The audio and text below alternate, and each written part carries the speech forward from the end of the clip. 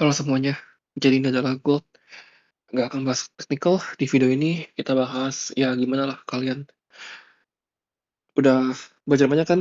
Kalau misalnya saya udah bilang daily itu kalau dijepit gap atas, lalu dijepit gap bawah itu susah banget, gerakan itu nggak akan kemana-kemana. Kamu harus tunggu salah satu yang ke inverse baru bisa enak ekspansinya. Saya pun juga nggak tahu ya gimana caranya untuk menebak bahwa kapan ini ke inverse. Ya, masalahnya sideways, itulah yang bikin saya nggak tahu. Kalau kondisinya lagi bullish atau bearish, ya saya itu udah beda cerita, itu mudah sekali. Karena sideways saya nggak tahu bakal hantam ke equal high, apa ke equal low dulu. Berarti marketnya kondisinya itu dalam kata gamble. Susah banget gitu. Dan ya udah dari Selasa kamu lihat aja tuh, Selasa nggak kemana-kemana kan. Bodinya aja begini semua tuh, doji kayak indecision semua. Selasa, Rabu, Kamis, Jumat apa lagi nih begini nih. Dan sekarang inside bar, mampus ini. Aduh ini susah banget. Ya, jepit begini inside bar sulit sekali. Ya, mungkin yang baru belajar, baru tahu hal seperti ini, ya nggak apa-apa. Namanya juga belajar. Jadi lain kali, kalau misal kamu ketemu market seperti ini, ya udah, apapun pairnya, even di Nasdaq, Euro, Oil, semuanya, itu tetap berlaku. Seperti ini kamu lihat ya ada gap kan, ke inverse, ya udah, tinggal cari sell ke equal low. Selesai, seperti itu. Enak sekali. Ya, gap ini ke inverse kan, tinggal cari buy, gunain FVG ini untuk target ke high ini sampai high ini. Kenapa dari sini bisa ke sini? Karena tidak ada imbalance sell. Kenapa dari sini nggak bisa ke sini? Karena ada wick panjang. Seperti itu. Ya, ini kalau kamu tarik itu kena 0,25 by visual harusnya. Nah, itu kena kan karena 0,25 atau kuadran. Nggak masalah 0,25 dengan 0,75 itu kebalik-kebalik itu hanya karena beda ini aja tarikan atas bawahnya, antara dari bawah ke atas atau atas ke bawah dulu. Nah, semalam itu ada murid saya yang dia bilang ke saya, mentorship, kok ternyata bener ya bahwa gold itu sideways nggak kemana-kemana. Ya, saya memang bilang ya memang nggak akan kemana-kemana, karena saya dulu juga dibantai. Ketika saya terlalu confident, saya terlalu merasa pro bahwa, oh ini gap ini bakal ke inverse. Ketika ditanya kenapa bakal ke inverse, jawabannya ya yakin aja. What the fuck, yakin aja. Dari situ ya udah, karena terlalu yakin, marketnya lebih yakin lagi buat ngebantai saya. Ya, jadi setelah itu, nah ini yang unik nih. Tadi ini mungkin yang sering terjadi di kalian ya. Temen ya, menurut saya punya temen dia chat dia bahwa eh let's say aku sebagai murid ya, lalu kamu temen aku, kita tetap temenan, terus gue bilang ke lu kayak, aduh gue no bias nih dari kemarin sampai hari ini karena bagi gue masih dijepit daily dan gue itu bukan market gue. Nah tapi temen lu malah bilang, loh ini marketnya enak banget gitu loh. Tadi lu harusnya nge-sell, ada momentum dan ini. Nah, kesimpulan apa yang bisa diambil? Harusnya, ya, harusnya, kalau yang benar ya, yang sifatnya itu membangun adalah teman saya itu bakal jawabnya kayak begini, it's okay, yang penting lu follow plan lu. Siapa tahu minggu depan bagus plus actionnya. Yang penting lu nggak kehilangan equity. Itu harusnya komentar yang benar, yang sifatnya membangun. Kalau misalnya kamu dapat komentar, loh, ini marketnya enak loh, loh, tadi bisa sell harusnya loh, tadi bisa bisa buy loh harusnya. Balik lagi ke konsep awal. Ketika kamu lagi buy, di belahan bumi lain pasti ada yang lagi nge-sell. Ketika kamu lagi loss, di belahan bumi pasti lagi ada profit. Dan selalu seperti itu, ya, nggak munafik setiap orang setiap hari pasti pengen win. Kalau perlu satu hari win 5 kali, jadi seminggu win 25 kali. Siapa yang nggak mau? Semua mau, tapi apakah itu realistis? Tidak, tidak mungkin. Sampai sejauh ini saya nggak pernah ketemu orang yang setiap hari tuh win. Maksudnya yang benar-benar sampai masuk masuk berita ya kayak wah ini orang hebat banget setiap hari win. Itu hampir nggak ada gitu loh. Lah, mau cara kamu 80% itu hanyalah statistical. Hanya uji coba apakah layak dipakai atau enggak cara kamu. Tapi amplifikasinya apakah itu akan menghasilkan 70% sukses? Jawab tidak. Kenapa? Karena statistik tidak ada emosional. Itu pure data, tapi kamu trade pakai emosi dan data. Ada emosinya. Itulah kenapa otomatis peluang kamu akan terdeviasi ke bawah. Karena ada faktor si emosi itu. Maksudnya apa? Bisa aja cara kamu pakai 70% win rate atau tinggi WR-nya, tapi selama 1 minggu marketnya tidak ada setup. Sehingga yang terjadi apa? Kamu akan berpikir bahwa WR saya nol.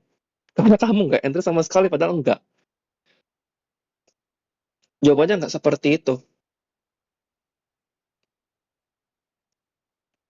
Oke, makanya ketika saya dengar temennya bilang ada momentum, ini itu ya temennya, menurut saya bilang ya ya udahlah, namanya juga orang, namanya juga perspektif orang, melihat market berbeda-beda. Mau caranya sama pun, misalnya kamu pakai cara yang saya ajarkan, hari ini saya NQ ngelong, kamu NQ nge-short, ya it's okay, salahnya apa? Kalau kamu salah, ya udah belajar dari saya. Mungkin saya long. Kalau saya salah, ya udah. Saya tinggal lihat salah di mana, beres udah. Kalau kamu salah, saya salah gimana? Ya udah. Memang kita salah. Jangan happy loh ya. Nah, itu sifat buruk tuh. Ketika sama-sama kalah, kita happy itu harusnya kayak happy-nya itu dalam arti kayak iya, iya anjir gue juga juga kemarin sama tuh entry di situ, cuman ya udahlah namanya juga market. Nah itu respon positif. Artinya lu nggak peduli sama kalah. Karena kalah itu cuma bagian dari winning doang. Kayak ya udahlah gitu loh, namanya juga wajar, wajar. Kalian itu terlalu mencari perfection, terlalu teriming-iming atau terlalu apa ya sebenarnya ya, tergoda dengan orang-orang yang pasti TikTok ya, dimana kamu hari ini scroll, ih dia entry di gold, besok kamu scroll lagi, ih orang yang sama entry di gold. Jadi seakan-akan mereka tiap hari itu entry tuh win-win terus. Alhasil kamu merasa bahwa kalau dia bisa win tiap hari, kenapa saya tidak bisa? Sehingga itu terkesan menjadi sangat realistis untuk bisa win tiap hari. Jawabannya tidak, belum tentu. Kamu bisa win 3/5 aja itu udah syukur. Serius, udah syukur banget. Jangan incar 5/5-nya, incar 3/5-nya. Incar 3/5-nya. 3 kali win dari 5 kali trade. Berarti asumsinya adalah 2 kali, yang 2 sisa itu kalah. Kalau kita ambil risk and reward normal, 1/1, kamu masih win 1R. Ya kalau 1/2 ya pasti kamu winnya jauh lebih gede. Tinggal hitung aja pakai matematika sederhana. Nah, apa pelajaran yang bisa diambil? Pelajaran yang bisa diambil adalah omongan orang, ya. Itu nggak usah didengerin. Yang sifatnya itu menjatuhkan atau tidak membangun kamu. Contohnya ya kayak tadi, gitu loh. Sama teman kamu malah bilang, ih aneh lu kok orang tadi jelas bisa nge-short. Ya udah, memang aneh, gitu loh. Bagi dia kita aneh karena dia udah sering tes dengan cara dia. Sama kayak orang lain ngeliat cara saya pakai ICT, pasti akan merasa ini cara apa ya? Cara aneh, gitu loh. Apa ini? Tap reading. Saya baru dengar. Karena biasa tuh orang-orang tuh cuma pakainya QT, pakai CRT. Ini apa nih? Tap reading. Nah, orang itu akan merasa aneh dengan hal yang baru. Seperti itu. Nah, jeleknya orang Indonesia adalah apa? Dikit-dikit melihat sesuatu yang tidak normal, dibilang aneh. Melihat sesuatu yang sebenarnya salah, tapi udah menjadi kebiasaan, itu dianggap normal.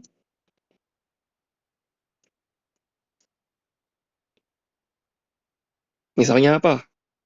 Ya, misalnya adalah kayak misalnya, oh entry sehari 2 kali itu normal. Oh, kalau sehari nggak entry itu aneh. Karena itu ada setup. Masa lu nggak lihat? Nah itu, masa lu nggak lihat?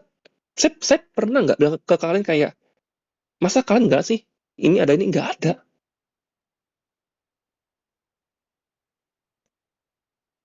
Makanya kadang kalian lihat kan tidak. Nah itu realitasnya.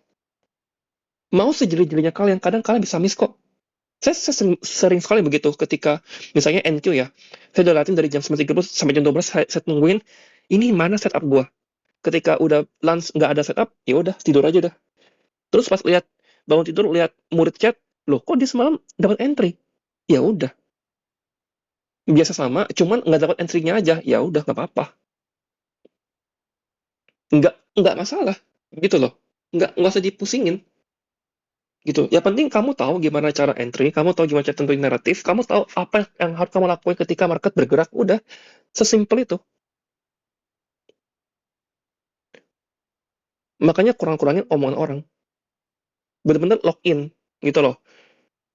Soalnya tuh, orang itu ya, apalagi kalau kamu yang umur-umurnya masih di bawah 20 ya, aduh, di bawah 20 itu bener-bener yang masih mencari jati diri banget, yang masih mudah goyang dengan kata-kata orang itu, kamu benar harus hati-hati. Pokoknya kamu harus punya logika terhadap sesuatu yang kamu yakini bahwa itu benar. Seperti itu. Ya, itulah kenapa komen TikTok saya kadang, saya udah matiin mulai sekarang. Karena komentarnya tuh pada yang ngaco-ngaco semua. Bahasnya apa, bahasnya apa, komennya apa. Gitu loh. Yang nyebelin tuh apa? Yang nyebelin tuh adalah kalau misalnya ada orang lain ada orang lain yang balas komenan itu orang. Notifnya muncul di saya. Jadi saya pikir ada orang baru yang ngekomen di saya untuk membalas konten saya. Ternyata bukan, untuk membalas orang lain. Nah itu kan males ya, ngapain ya? Mending saya hapus aja sekalian. Karena percuma ya, mau saya bahasnya apapun, mau saya bahas ilmu pun juga masih ada orang nyinyir. Jadi ngapain pusing? Gue tinggal post aja, matiin komen, nonton, enggak, selesai. Yang nonton sampai habis pasti orang yang mau dengerin. Sesimpel itu. Kayak kamu pas sekolah aja, mau guru terpintar pun sekalian yang ngajarin kamu, mau itu guru menang olimpiade berkali-kali, mau guru itu lulusan S3 Harvard atau apapun, kalau dasarnya lu masa nggak mau denger atau denial, lu nggak akan dengerin dia, lu pasti akan keluar dari kelas, pasti akan bolos, pasti. Itu simple sekali, atau lu bakal tidur.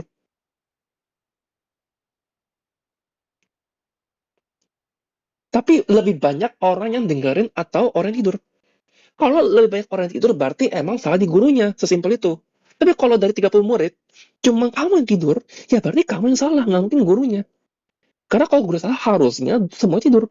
Atau minimal lebih dari setengah. Masalahnya kan nggak ada. Itu. Nah, kalau YouTube saya juga pengen matiin. Cuman jujur saya nggak tahu di mana bagian matiinnya. Cuman saya melihat bahwa YouTube itu lebih lebih tersortir orangnya, karena kan orang-orang kan taunya kan dari TikTok. Berarti orang yang mau mencari itu adalah orang-orang yang emang pengen mau belajar. Jadi ya udah, pokoknya selama udah muncul komentar yang aneh-aneh, ya udah saya bakal matiin, nggak mau pusing, gitu loh. Pokoknya saya post, nonton, syukur, udah, gitu loh, ya. Nah, sama lagi kayak misalnya dibilang tiap hari jualan kelas, ya. Saya tuh jual, ya, biar kalian nggak ngulangin kesalahan yang saya lakuin, biar kamu nggak perlu deposit capek-capek. Jadi pokoknya belajar sekali, udah bener-bener belajar dulu, nggak usah deposit apapun itu, belajar yang bener udah. Belajar bener-bener yang bener, baru ketika udah tahu semuanya, baru terjun lagi. Itu pun saya juga udah naikin harganya sekarang, saya udah bodo amat lah. Karena bener-bener, not gonna lie ya, nggak bisa bohong. Harga itu bisa ngefilter orang. Itulah kenapa saya agak kesal sekali ketika kayak, kenapa dulu gue buka harga semurah itu ya? Itu bener-bener bisa ngefilter harga loh, bener-bener dari, sorry ya, dari orang yang bener-bener, aduh, nggak sopan banget lah istilahnya. Kayak, astaga, gitu loh, kayak, nanya nggak ada etika, apa-apa nggak ada ini. Udah di, udah dibilangin, dengerin arahan saya, ikutin aja, nggak usah ngeyel. Maunya buru-buru terus, ya udah. Itu saya kayak kemarin saya sampai bilang, udahlah, saya capek, saya refund aja sini. Terus saya udah saking capeknya loh, saya minta refund aja lah. Karena, aduh, lebih, sumpah, buang, cukup menguras tenaga. Memang betul, jadi pengajar itu capek, harus sabar kok. Tahu, tapi kalau murid tuh kima, ya, udah dijelasin masih dungu, masih denial, ya, masih keras kepala, susah juga kan? Udah dibilang, soal ini kerjanya pakai rumus luas. Lu masih paksa pakai rumus volume. Sampai kiamat juga nggak akan kelar itu soal. Mau yang jelasin guru S3, S4, STLR juga percuma. Kalau lu denial, nggak mau dengerin, Udah dibilang, ini cara cepetnya. Ini pakai. Lu masih tanya, apa cara yang lebih cepat daripada ini? Mati nggak? Pusing, men. Mending lu cari tahu sendiri aja. Karena bagi gue, ini udah cara paling cepat buat lu belajar. 3 bulan. Kalau kamu susah, itu beres sebenarnya. Serius, itu beres. Makanya saya bikin ini project namanya project 175 FPS itu sampai akhir bulan kamu pelajaran itu pasti bisa thread. Pasti bisa. Makanya saya mau beresin 175 FPS itu bulan ini saya usahain. Paling lama ya September. Berarti kamu masih punya bener 3 bulan kan, Oktober, November, Desember. 3 bulan aja tuh pasti kamu kelar. Bisa. Cuma kenapa kamu merasa lama? Ya kamu belajar nggak ikutin alur. Orang kelihatan kok mana murid yang ikutin alur, mana yang enggak. Ada baru 1 hari ikut, ya, nonton 5 jam, dia langsung ngerti semuanya. Saya pun kaget kayak, "Wih." Karena saya udah melihat banyak murid dari cara kamu nanya aja, saya udah tahu kamu nonton apa enggak. Kayak misalnya, kamu udah nonton video tentang fair value gap, udah? Bener, bener. Padahal harusnya itu ada pertanyaan. Yakin saya. Karena mostly itu semua murid tanya sama. Saya pun juga tahu dulu ketika saya belajar apa yang saya tanyain ke ICT. Sebelum saya ketemu jawabannya. Ya udah, saya bilang, "Oh, kamu udah yakin ya?" Ya udah, saya tes. Apa arti FVG? Udah, nggak tahu. Udah, langsung ngeblank. Terus ngapain kamu buang waktu sampai puluh menit? Dipahami, bukan hanya sekedar lewat. Waktu saya sih tidak apa ya, tidak hilang ya, karena itu kan video ya, bisa diputar berkali-kali. Waktu kamu loh, yang sayang. Udah tau paginya kerja sampai sampai sore, sampai malam, waktunya nggak mau kamu manfaatin dengan baik.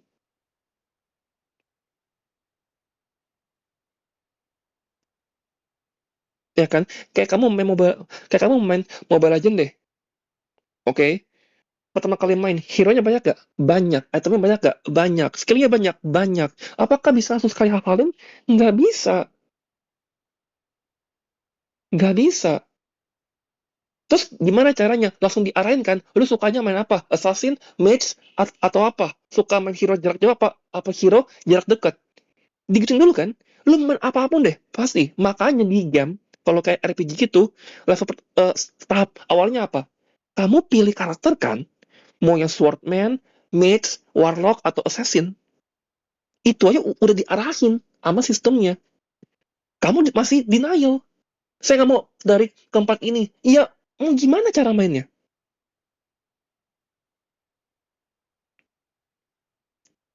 Oke, ya. Jadi, kalian tonton bener-bener ya dari episode 1 sampai akhir.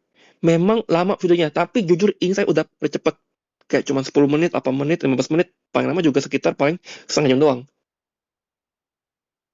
Oke, harapan saya adalah akhir tahun kalian udah bisa ICT minimal dengan 175 episode ini. Oke, semangat.